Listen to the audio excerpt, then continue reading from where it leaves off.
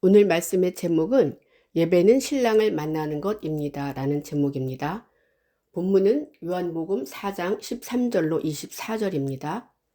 예수께서 대답하여 이르시되 이 물을 마시는 자마다 다시 목마르려니와 내가 주는 물을 마시는 자는 영원히 목마르지 아니하리니 내가 주는 물은 그 속에서 영생하도록 솟아나는 샘물이 되리라.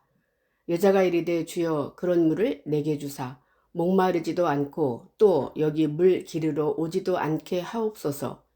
이르시되 가서 내 남편을 불러오라. 여자가 대답하여 이르되 나는 남편이 없나이다. 예수께서 이르시되 내가 남편이 없다 하는 말이 옳도다. 너에게 남편 5이 있었고 지금 있는 자도 내 남편이 아니니 내 말이 참되도다. 여자가 이르되 주여 내가 보니 선지자로소이다. 우리 조상들은 이 산에서 예배하였는데 당신들이 말은 예배할 곳이 예루살렘에 있다 하더이다. 예수께서 이르시되 여자여 내 말을 믿으라. 이 산에서도 말고 예루살렘에서도 말고 너희가 아버지께 예배할 때가 이르리라. 너희는 알지 못하는 것을 예배하고 우리는 아는 것을 예배하노니 이는 구원이 유대인에게서 남이라.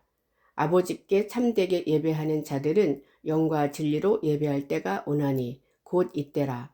아버지께서는 자기에게 이렇게 예배하는 자들을 찾으시느니라. 하나님은 영이시니 예배하는 자가 영과 진리로 예배할지니라. 아멘. 오늘은 예배에 대한 말씀을 한 절 한 절 살펴보도록 하겠습니다. 본문 내용은 사마리아 우물가 여인과 예수님과의 대화 내용입니다. 옛날에 사마리아 우물가 여인과 예수님과의 대화 내용이었대 라고 생각하신다면 오늘 이 본문은 나와 상관이 없는 히스토리나 역사적인 일로 마무리될 수가 있습니다. 그러나 이 사마리아 우물가 여인이 바로 나이고 내가 예수 그리스도와의 서로 대화 내용이다 라고 보시면 본문 내용이 한층 나와 관련이 있는 것이다 라고 볼 수 있습니다. 예배는 언제 어떻게 왜 드려야 하는가 라는 소제목을 가지고 보시게 되면 오늘 본문이 3단락으로 나눠볼 수 있습니다. 첫째 단락은 물 이야기고요. 두 번째 단락은 남편 이야기, 세 번째 단락은 예배 이야기입니다. 이제 구약에는 예배라기보다는 제사와 가까웠다라고 볼 수 있습니다. 구약의 제사는 점과 흠이 없는 아주 좋은 것으로만 드렸습니다. 구약의 예배의 뜻을 살펴보겠습니다. 풀이 죽게 하다, 엎드리다, 존경하다, 몸을 굽히다, 스스로 절하다, 경배하다라는 뜻이 있습니다. 신약의 예배에는 아첨하다, 굽실굽실하다, 손에 입맞춤을 하다, 절하다, 경배하다라는 뜻이 있고요. 그런데 이 단어가 두 단어로 합성이 되어 있습니다. 첫 번째는 무엇을 향하여, 곁에, 가까이라는 단어인데 이 단어가 한 단계 어근을 찾아가면 무엇 앞에, 정면에 라는 단어와 개, 뻔뻔한 사람 이렇게 구성이 되어 있는 게 신약의 예배의 뜻입니다. 즉 말하자면 내가 하나님을 향하여 앞으로 계속 나아가다 보면 나는 절할 수밖에 없고 존경할 수밖에 없고 경배할 수밖에 없는 것입니다. 여기 신약의 예배에 손에 입맞추다라는 뜻까지 있다고 말씀을 드렸습니다. 우리가 하나님을 향해서 앞으로 나아가다 보면 신앙이 진행을 하다 보면 손에 입을 맞추는 거죠. 예수 그리스도는 나에게 손에 입을 맞추고 나는 예수 그리스도의 손에 입을 맞추는 것이죠. 즉 호흡이 같아진다라는 그런 뜻이 바로 예배에 대한 뜻이 있는 것입니다. 먼저 첫 번째 단락인 물 이야기 먼저 들어가 보도록 하겠습니다. 본문 13절과 14절, 15절입니다. 예수께서 대답하여 이르시되 이 물을 마시는 자마다 다시 목마르려니와 내가 주는 물을 마시는 자는 영원히 목마르지 아니하리니 내가 주는 물은 그 속에서 영생하도록 솟아나는 샘물이 되리라. 여자가 이르되 주여 그런 물을 내게 주사 목마르지도 않고 또 여기 물 기르러 오지도 않게 하옵소서라고 서로 대화를 하는 그런 내용입니다. 예수님께서 내가 주는 물은 영생하도록 솟아나는 샘물이 되리라 이렇게 말씀을 했어요. 그런 물을 사마리아 우물가 여인은 그런 물이 있으면 저에게도 주세요라는 것이죠.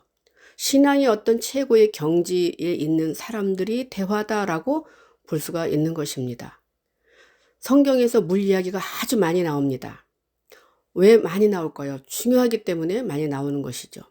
성경을 떠나서 세상 세상에서도 물이 없으면 만물이 소생할 수가 없습니다. 어떤 존재의 근원이다라고 볼 수 있고요. 삶과 생명, 어떤 그런 모든 것의 근원이 바로 물이다라는 것이죠.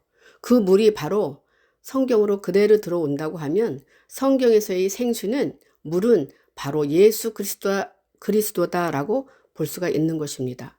성경에서 물이 바로 생수고 근원이신 예수 그리스도의 입에서 나오는 말씀이 물이다라는 내용이 정확히 나와 있습니다. 잠언 18장 4절. 명철한 사람의 입의 말은 깊은 물과 같고 지혜의 샘은 솟구쳐 흐르는 내와 같으니라. 명철한 사람이 누구인가요? 지혜의 샘이 항상 솟구쳐 흐르는 분이 누구인가요? 바로 예수 그리스도인 것입니다. 지혜의 샘, 영생수를 이것을 주는 분이 바로 예수 그리스도다라고 말씀할 수 있습니다. 잠언 25장 21절에도 물에 대한 말씀이 나오고 있습니다. 잠언 25장 21절. 내 원수가 배고파 하거든 음식을 먹이고 목말라 하거든 물을 마시게 하라. 이렇게 말씀을 하고 있습니다. 말씀이 없는 자에게, 영적인 기갈이 있는 자에게, 그런 목말라 하는 자에게 물을 마시게 하라. 이렇게 말씀을 하고 있습니다.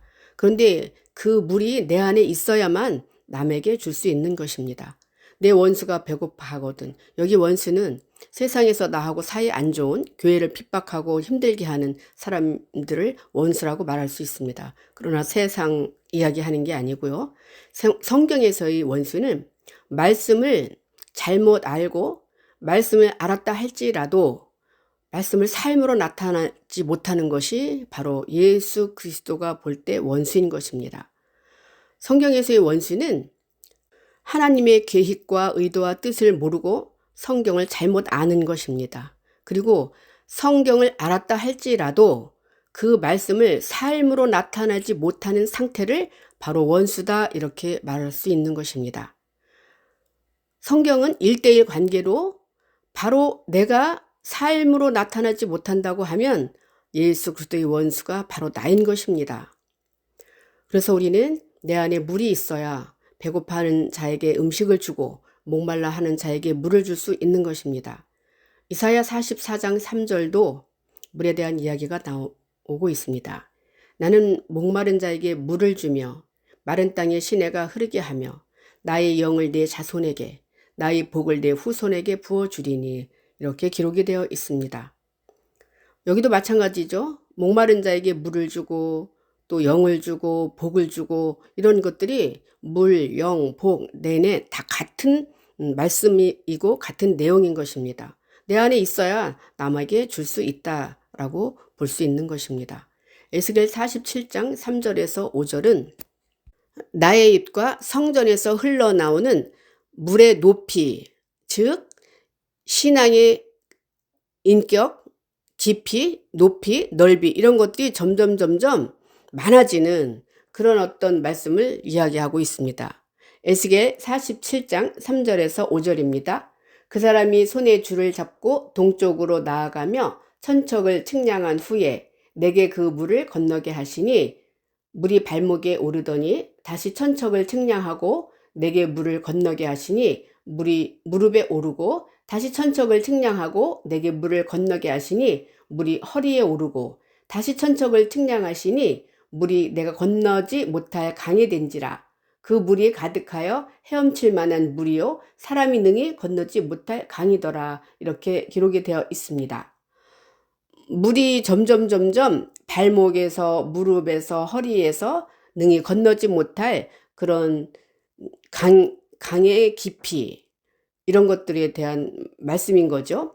즉 신앙이 점점 더 좋아져야 되고 인격도 점점 더 좋아져야 되고요. 그래서 그 물의 깊이, 높이, 넓이, 즉 하나님의 그 말씀의 깊이, 높이, 넓이가 점점 더 풍성해져서 바다와 같은 그런 넓은 그런 말씀을 내 입에서 그리고 성전에서 나와야 된다 이런 말씀을 하고 있습니다. 마가복음 5장 29절에도 한번 보겠습니다. 이에 그의 혈류 근원이 곧 마름에 병이 나은 줄을 몸에 깨달으니라 이렇게 기록이 되어 있습니다. 혈류병이라는 것은 피가 아래로 흘러나가는 병을 바로 혈류병이다 그래요. 근데 이 혈류병은 예수 그리스도를 만나면 모든 병이 나을 수 있다는 것이죠. 여기 혈육 근원이 곧 마름에 병이 나은 줄을 몸에 깨달으니라 이렇게 기록을 했어요. 여기 근원이라는 것이 바로 샘이다, 물이다 라는 뜻이 있습니다. 그동안 내가 먹었던 그런 물, 이 물 자체가 바뀌어야 된다는 것이죠. 그래야지 하혈병을 고칠 수 있다. 즉 하나님의 말씀을 들었으면 그 말씀을 내가 삶으로 나타낼 수 있다는 것이죠. 그래서 그동안 내가 예수의 말씀을 들었으면 그리스도의 말씀까지 신앙이 진행을 하고 또 인격도 진행을 해야 된다라고 볼 수 있습니다. 그 근원 자체가 바뀌어야 된다는 것이죠. 히브리서 10장 22절 우리가 마음의 뿌림을 받아 악한 양심으로부터 벗어나고 몸은 맑은 물로 씻음을 받았으니 참 마음과 온전한 믿음으로 하나님께 나아가자 이렇게 말씀을 했어요. 맑은 물로 우리가 씻어야만이 악한 양심에서 참 마음으로 변할 수 있다는 것이죠. 그리고 그 맑은 물로 매일 씻게 되면 온전한 믿음으로 하나님께 나아갈 수 있다라고 말씀하고 있습니다. 그래서 우리는 인간이 그 더러운 속성에서 본성에서 벗어나려면 사고방식을 바꾸려면 몸은 맑은 물로 매일매일 씻어야만이 그것이 온전한 믿음까지 결부가 될 수 있다 이렇게 말씀할 수 있습니다. 그동안 물이 있는 상태를 말씀드렸습니다. 그러면 이제 물이 없는 상태도 한번 봐야 되겠죠. 즉 예수 그리스도가 없는 사람에 대한 이야기가 성경에 있습니다. 유다서 1장 12절 그들은 기탄 없이 너희와 함께 먹으니 너희 애찬의 암초요 자기 몸만 기르는 목자요 바람에 불려가는 물 없는 구름이요 죽고 또 죽어 뿌리까지 뽑힌 열매 없는 가을 나무요 이렇게 말씀을 했습니다. 영과 상관이 없이 생수와 상관이 없이 신앙생활을 육적으로 생각하고 말하고 행동하는 그렇게 신앙생활을 안내하는 목자에 대한 그 비유이죠.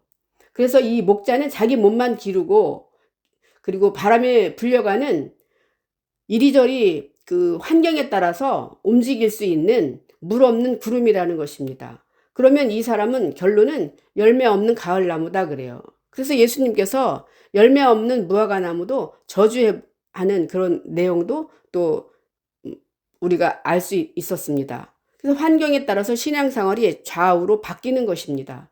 그런 사람들은 물이 없는 상태다라고 말씀할 수 있습니다.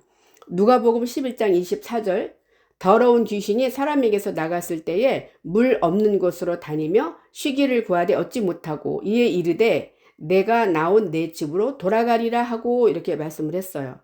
여기 귀신이라는 것은 온전한 상태가 아닌 것을 바로 귀신이다라고 말씀할 수 있어요. 그런데 이 귀신이 쉬기를 구하되 좀 더 좋은 말씀을 좀 더 깨끗한 물을 먹어볼까 해서 이리저리 돌아다니기는 했습니다. 새로운 만남을 위해서. 그러나 가서 보았더니 안식이 되지 않는 거예요. 내 마음에 공허와 혼돈이 새로운 물을 찾았는데 그 물을 먹고 마시고 내 삶에 적용하지 못하는 것이죠. 신앙에 적용하지 못하는 것입니다. 그래서 쉬기를 구했지만 구하지 못하고 물 없는 곳으로 다시 과거로 돌아가는 것이죠.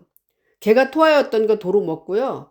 돼지가 누웠던 곳에 도로 눕는 것이다 그래요. 그래서 자기 몸만 기르는 것이죠. 물 없는 곳으로만 계속 찾아다니면서 형식적인 신앙생활을 계속 하는 것을 바로 더러운 귀신이다 이렇게 말씀할 수 있습니다. 야고보서 3장 10절로 12절 한 입에서 찬송과 저주가 나오는도다. 내 형제들아 이것이 마땅하지 아니하니라. 세미한 구멍으로 어찌 단물과 쓴 물을 내겠느냐. 내 형제들아 어찌 무화과나무가 감람 열매를 포도나무가 무화과를 맺겠느냐. 이와 같이 짠 물이 단물을 내지 못하느니라 이렇게 말씀을 했어요. 환경에 따라 그리고 기분에 따라서 말과 행동이 달라지는 이런 사람들을 말씀하고 있습니다. 기분이 좋고 서로가 관계가 좋을 때는 그 사람에게 잘 해주고 또 사이가 나빠지고 또 힘들고 어려운 환경이 오면 또한 내 입에서 짠물도 나가고 단물도 나간다는 것입니다. 그래서 우리는 이 내 안에 두 가지 물이 있기 때문에 그렇다라는 것이죠. 이제 물이 있는 상태와 없는 상태, 남편이 있는 상태와 남편이 없는 상태를 보았습니다. 이제 제대로 된 남편 이야기로 들어가 보도록 하겠습니다. 본문 16절로 18절입니다.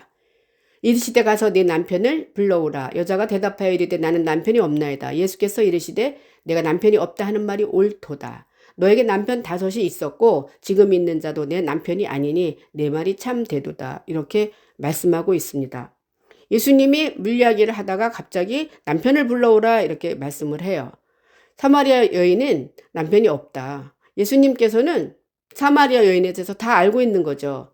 남편 5이 있었지만 지금 있는 자 6째 남편도 내 남편이 아니다 라고 이렇게 말씀을 하고 있습니다. 여기 6째 남편, 이 6째 남편과 살고 있던 이 사마리아 여인은 완전한 단계로 가기 전, 7번째 남편을 만나기 전 아구까지 꽉 찬 상태이죠. 돌 항아리에 마지막 물을 갖다 넣었을 때 물이 변하여 포도주가 되는 그 사건과 같은 내용입니다. 지금 여러분이 상태, 저와 여러분이 상태는 어떤 상태일까요? 완전한 그 남편을 만나서 쉼을 얻고 있느냐라는 것입니다. 그래서 우리는 성경에서 말하는 남편이 바로 예수 그리스도다 이렇게 말씀할 수 있습니다. 우리가 7번째 완전한 남편을 만나면 우리는 예수 그리스도와 내가 하나가 되는 것이다 라는 것입니다. 성경에서 남편을 예수 그리스도라고 했는지에 대한 것을 또 찾아봐야 되겠죠. 이사야 54장 5절 이는 너를 지으신 이가 내 남편이시라. 그의 이름은 만군의 여호와이시며 내 구속자는 이스라엘의 거룩한 이시라. 그는 온 땅의 하나님이라 일컬음을 받으실 것이라. 너를 지으신 이가 내 남편이다 그랬어요. 여호와 하나님이시라는 것이죠. 여호와 하나님은 예수 그리스도이죠. 예수 그리스도는 여호와 하나님의 본체이십니다. 그래서 오늘 이 시간 나를 이 자리에 있게 하신 것이 바로 여호와 하나님 내 남편이다 라고 말씀할 수 있습니다. 그래서 성경에서의 남편은 바로 예수 그리스도 나의 남편을 성경에서 남편이다 라고 말씀할 수 있습니다. 고린도전서 14장 35절 만일 무엇을 배우려거든 집에서 자기 남편에게 물을지니 여자가 교회에서 말하는 것은 부끄러운 것이다. 이렇게 말씀하고 있습니다. 즉 내 안에 예수 그리스도가 없으면 남편이 없으면 과부다. 그래서 부끄러운 것이다 라는 것이죠. 고린도전서 13장 5절에도 너희 안에 예수 그리스도가 없으면 너희는 버림받은 자다 이렇게 말씀하고 있습니다. 글자 그대로 본다고 하면 이게 말이 안 되죠. 만일 무엇을 배우려거든 집에서 자기 남편에게 물어보라는 것이죠. 예를 들어서 하나님을 잘 믿는 부인이 있고 하나님을 믿지 않고 교회를 다니지 않는 남편이 있으면 그 여자가 집에 가서 무엇을 배우려거든 남편에게 물어보라는 것이죠. 남편이 하나님에 대해서 교회에 대해서 아무것도 알지 못하는데 어떻게 물어봅니까? 그래서 이것은 내 안에 있는 예수 그리스도를 남편이다 그래요. 내 안에 남편이 없으면 부끄러운 것이다 이렇게 말씀하고 있습니다. 이제 남편 이야기에서 예수 이야기로 한번 들어가 보도록 하겠습니다. 이제 마무리 단계라고 볼 수 있습니다. 본문 21절에서 22절 예수께서 이르시되 여자여 내 말을 믿으라. 이 산에서도 말고 예루살렘에서도 말고 너희가 아버지께 예배할 때가 이르리라. 너희는 알지 못하는 것을 예배하고 우리는 아는 것을 예배하노니 이는 구원이 유대인에게서 남이라. 아멘. 구약에는요 예배라기보다는 제사다라고 볼 수 있습니다. 그런데 이 제사 드릴 때 점과 흠이 없는 것으로만 제사를 드렸습니다. 각을 떠서 불에다 태우고 그렇게 해서 정성껏 제사를 드렸습니다. 그런데 여기 원문에 너희는 알지 못하는 것을 예배하고에 알지 못하는이 아니고 원문을 보면은 아닌 것이죠. 너희가 아닌 것에 제사를 했다는 것입니다. 즉 아닌 것에 제사를 했다고 하면 그것은 뭐예요?